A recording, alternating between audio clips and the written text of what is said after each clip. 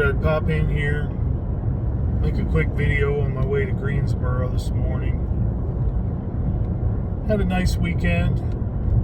On Saturday, I went with Jessica to Hobby Lobby. I don't know, we just kind of hung out.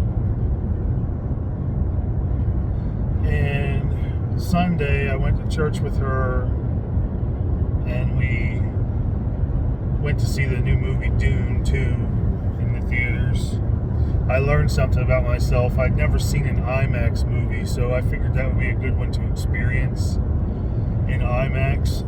And I don't think it's my thing. I like the recliners and the elbow room and the leg room and all that stuff. But, well, first off, the movie was dang near 3 hours. With the previews, it was more than 3 hours. And the noise, the sound was amazing, but I just did a Freudian slip. At a certain point, it was striking me as just too jarring. It was just too much noise, and it was too loud, and it just started after maybe an hour and a half or 2 hours. I started looking at my watch, like, how much longer is this?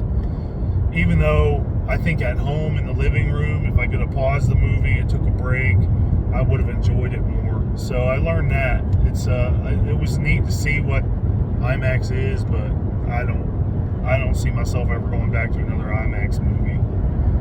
And it just goes to show you there's a limit to how much they can do with entertainment.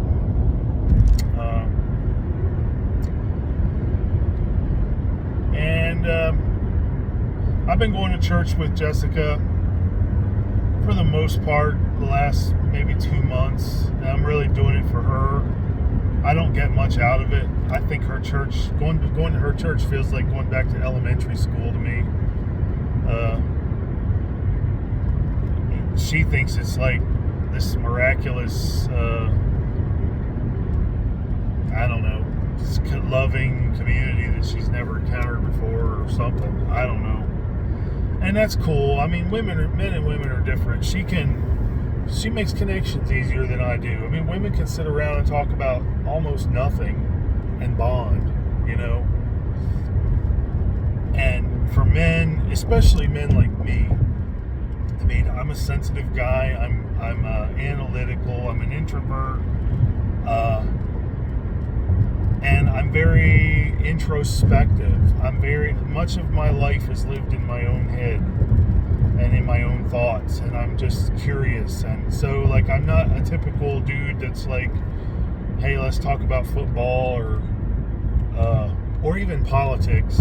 I mean, to me, politics is practically, except that I understand its deep importance, but it's practically like sports. I mean, it's mostly a waste of time for someone like me because I can't influence it for the most part.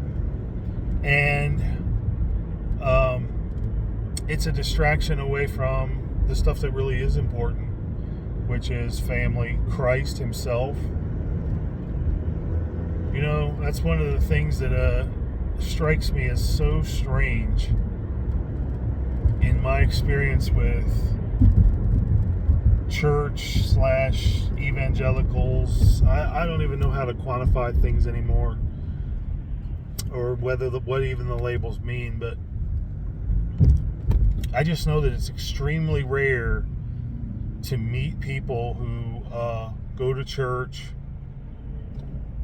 and say they're saved and are excited about Christ. I mean, it's almost unheard of, let alone someone that you can sit down and discuss the word with.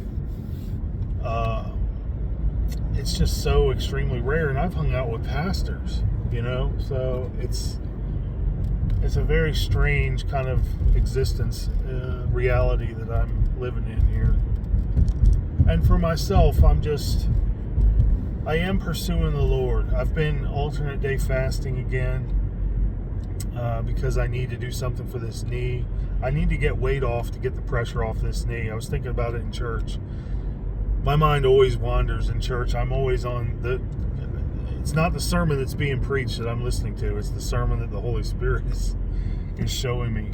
But one of the things that I was processing on Sunday morning in church was that, the Lord uses pain sometimes as a teacher, as something to wake us up, to tell us that something needs to change, to instruct us and lead us in the way we should go. And this pain in my knee, I was kind of feeling it. It actually seemed to hurt a little more on Sunday morning. And I was just thinking about that. I was like, here's the Lord using maybe this knee to cause me to take action. I mean, here I am. I'm limited. I can't exercise much.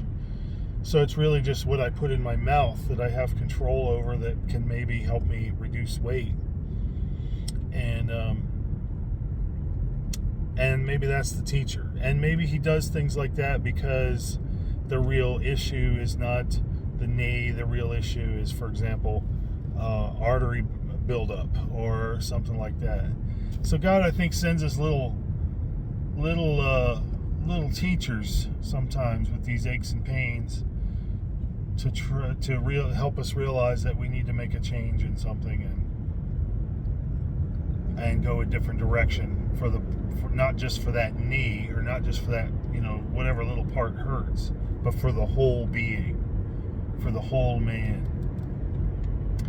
And so I've been pursuing him as best I can. It's been strange. I haven't really had a rhyme or reason to my Bible reading lately, but I am trying to abide in the Word and trying to abide in prayer and give thanks, keep a right attitude, a right and perfect heart towards him.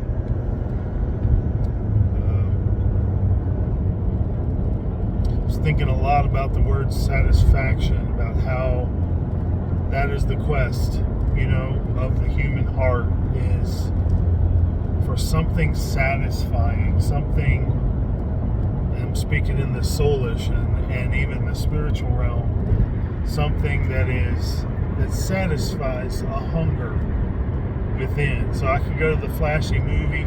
This is how I know if I won the lottery, if I had tons of money, it would not make a huge difference to me. There's really nothing that I want or that I need that money could buy. There's little things, a house, a new car, etc. There's things that I could maybe feel a little more comfortable or whatever, but the stuff that really satisfies me can't be purchased with money. It does have to be. There is a cost to the things that I want. There is a cost involved. There is a price to be paid. It's not all free. In spite of what the Christians say about everything being free, it's not. There's a price. And that price usually comes down to time, obedience, the loss of things like reputation, pride, my own way, my own will. And like a lot of times in the past, I've thought of all that in terms of like, suffering. That's really what a huge cost that is. No, the huge cost is when we never satisfied. We never follow Christ. We don't know him. We don't sense that he's close to us. And,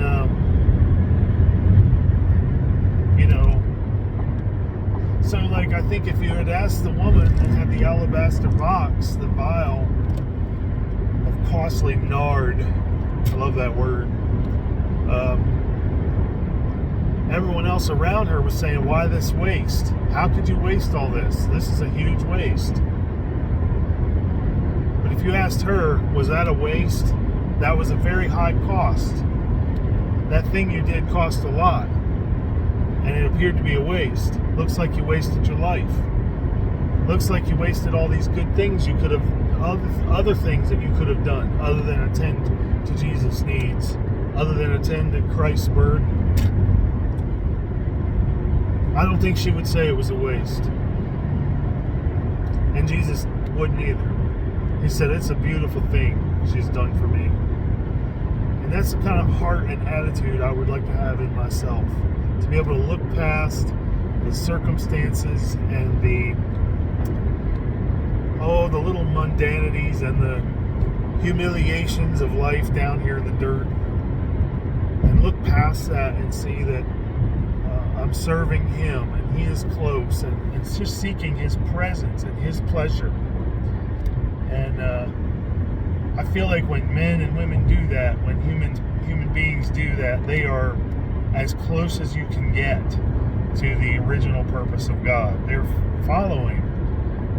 Why did God make us? What did He want?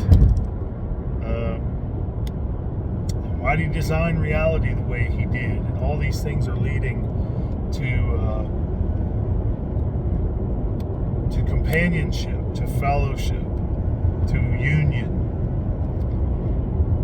And so, I guess as I live here, as I'm going to work, that's really what I'm seeking, is that union. That's what I'm praying for. And I feel like I'm doing it, my mind's in a stupor and my body is fat and my knee hurts and all these things. But I'm just looking to Him. I've told Him before, the reactions that you want, the things that you want to see, the embrace of taking up my cross and all these things are not things that I can do in my own power. And it's not by might, it's not by power, it's not by willpower, or some idea of discipline that I have in my head. It's got to come from your Spirit. I'm saying yes to you, but the work and the power to bring it all through in a cooperative sense, it's got to flow from you. So then no man can boast. No one's going to get before Him and say, well, look all I did. Like people tried to do in the parable. Did we not cast out demons in your name and prophesy and blah, blah, blah. Nobody's going to be able to do that. Because if it's not His life flowing in me, it's not His life flowing through us, it doesn't last. It's like it's not real. Humans can't build much. Not that lasts.